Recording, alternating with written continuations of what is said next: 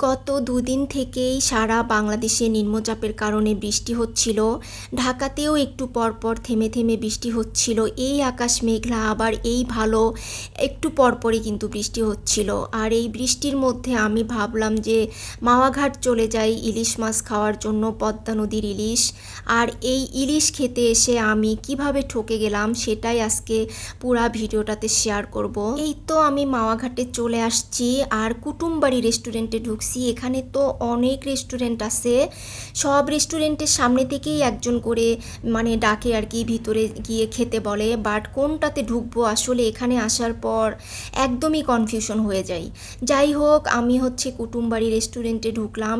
এর আগে আমার কখনোই এই রেস্টুরেন্টটাতে খাওয়া হয়নি। আমি একবার মাওয়াঘাটে আসছিলাম, এসে এখানকার ইলিশ খাইছি। এবার নিয়ে আমার সেকেন্ড টাইম মাওয়াঘাটে ইলিশ খাওয়া হবে। যাই হোক, রেস্টুরেন্টটা কিন্তু অনেক সুন্দর, পরিষ্কার পরিচ্ছন্ন। আর বাহিরে তো ঝিরি ঝিরি বৃষ্টি হচ্ছিল একটু পরপর। আমি মাওয়াঘাটে যেভাবে আসছি সেটা একটু বলি। আমি যাত্রাবাড়ি থেকে ইলিশ পরিবহনে উঠছি আর আমার আসতে মোট 25 মিনিটের মতো লাগছে। এখন মাওয়াঘাটে আসতে খুবই কম সময় লাগে। গুলিস্তান থেকে বিআরটিসি বাস আছে আর অন্যান্য বাস আছে। আর এই দিকে রোডগুলাতে একদমই জ্যাম থাকে না, খুবই কম সময় লাগে। এই রোডগুলা মাওয়াঘাটের রোড, পদ্মা ব্রিজ হওয়ার পরে রোডগুলা এত সুন্দর, কোনো জ্যাম নাই, আসতে কোনো সময়ই লাগে না, খুবই কম সময়। যাত্রাবাড়ি থেকে আমার মাত্র 25 মিনিটে আমি মাওয়াঘাটে চলে আসছি। যদিও ইলিশ পরিবহন একদম মাওয়াঘাটের সামনে নামিয়ে দেয় না, অনেকখানি জায়গা আগেই কিন্তু নামিয়ে দেয়। ওখান থেকে আমি আবার অটো ভাড়া 20 টাকা দিয়ে তারপর একদম ঘাটের সামনে এসে নামছি। যাই হোক, আসার পর তো খুব সুন্দর ডেকোরেশন, অনেক ছবি তোলার জায়গায় রেস্টুরেন্টটার ভিতরে, তারপর বাহিরে। তো আমি ভাবলাম যে একটু পিক তুলি, ভিডিও করি।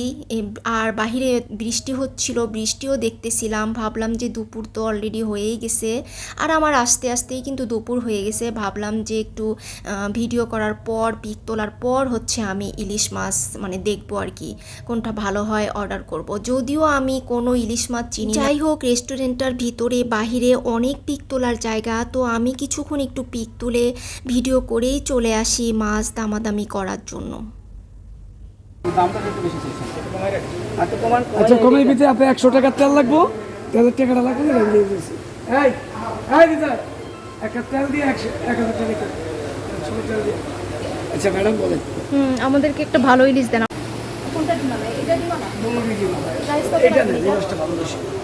এটা বেশি ভালো। কোন জায়গায় পদ্মা নদীর পরে পদ্মা ইলিশ কোনগুলো সেগুলো দেখান।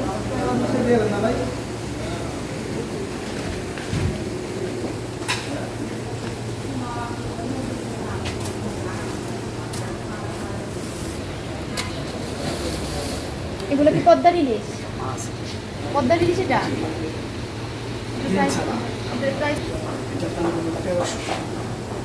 ডিম সাদা, আর ওটা ডিম সহ, ওটা দেখি।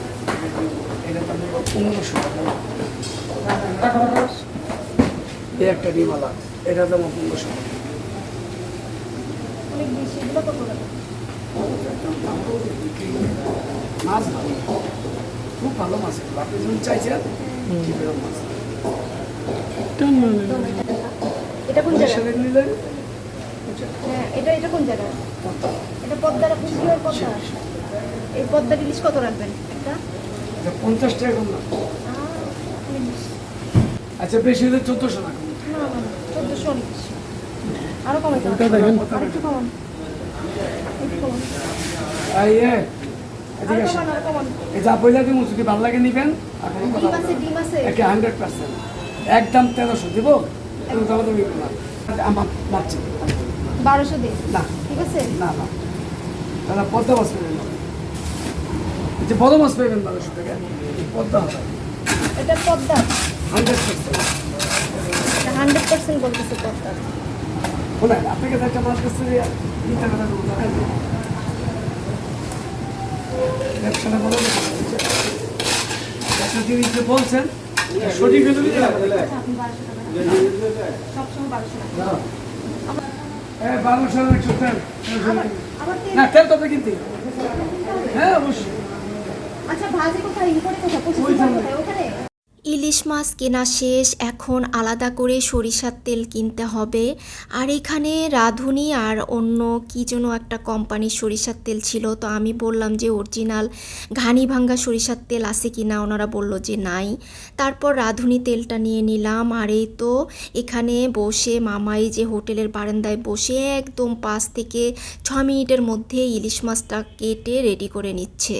আর আমি অনেক দামাদামি করার পর তারপর চাচার কাছ থেকে 1200 টাকা দিয়ে ইলিশ মাছটা কিনছি। মানে উনি একেবারে আমাকে শিওরভাবে বলছে যে এটা পদ্মার ইলিশ 100%। আমি কিন্তু পদ্মার ইলিশ, বরিশালের ইলিশ এসব কোনো ইলিশই চিনি না। ইলিশ মাছ কাটা শেষ, এখন ভাজি করা হবে। লবণ আর হলুদ দিয়ে মাছগুলাকে মেরিনেট করে রাখা হয়েছে। আর আরেকটা অর্ডার ছিল, সেই মাছগুলা ভাজি করা শেষ হলেই তারপরে এই দিক দিয়ে আমাদের মাছটা ভাজি করা হবে। তো পুরা 1 বোতল সরিষার তেল ঢেলে দিল, তারপর সব মাছগুলাকে মানে একটা একটা করে দিয়ে ছেড়ে দিচ্ছে।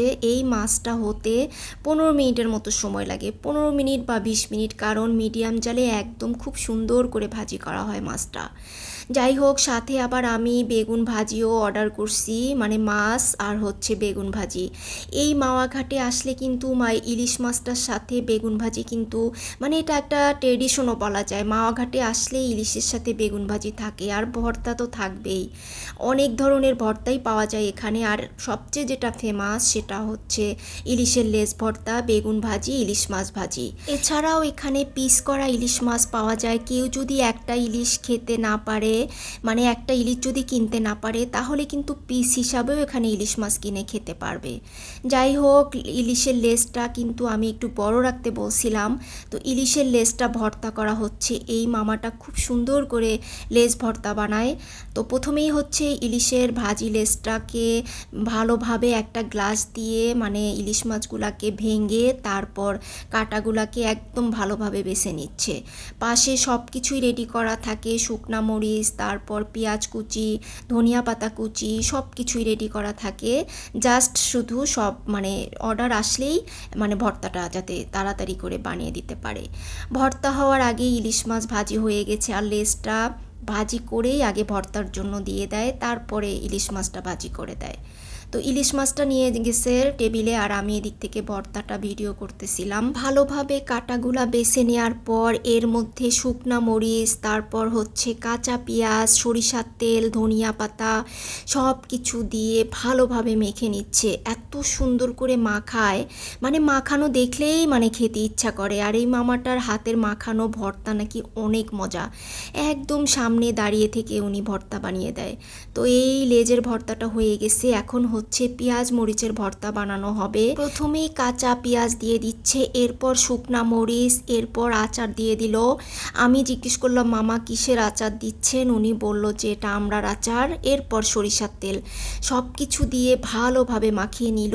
এই তো হয়ে গেল পেঁয়াজ মরিচের ভর্তা।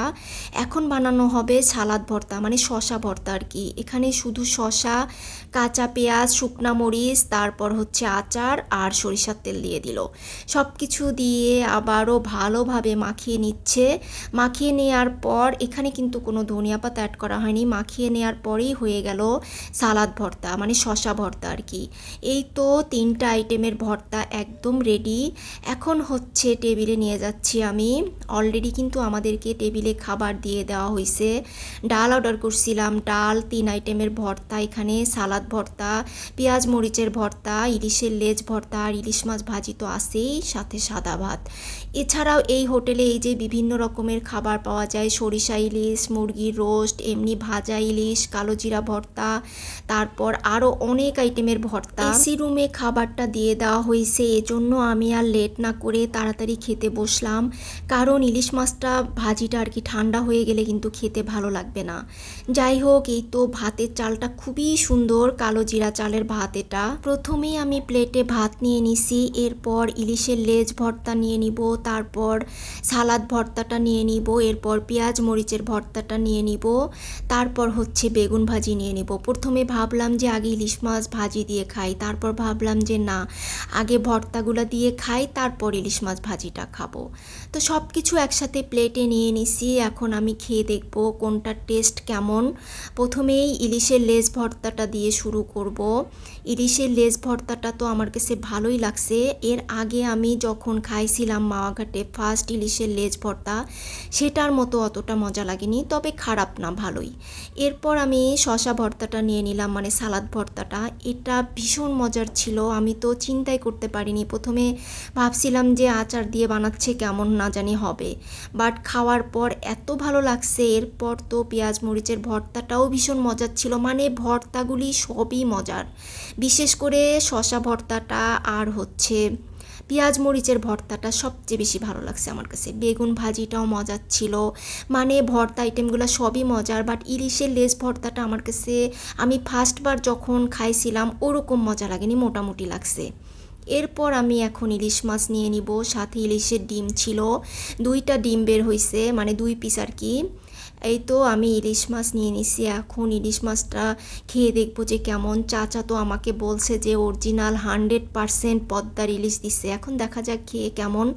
এই তো আমি প্রথমে একটু শুকনা মরিচ ভেঙে নিলাম, তারপর ইলিশ মাছের পিস থেকে একটু নিয়ে খেয়ে দেখলাম যে মানে কি বলবো, মনেই হচ্ছিল না যে আমি পদ্মার ইলিশ খাচ্ছি। মনে হচ্ছিল যে নর্মাল ইলিশও মানে এতটা বাজে লাগে না, ইলিশের কোনো টেস্ট নাই, কিচ্ছু নাই, মনেই হচ্ছিল না যে আমি ইলিশ মাছ খাচ্ছি।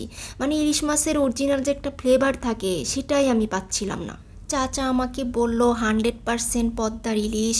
চাচার উপর বিশ্বাস করেই আমি ইলিশটা কিনলাম, বাট খাওয়ার পর আসলে আমি পুরাই হতাশ। জানি না চাচা কোন জায়গার ইলিশ আজকে আমাকে খাওয়ালো।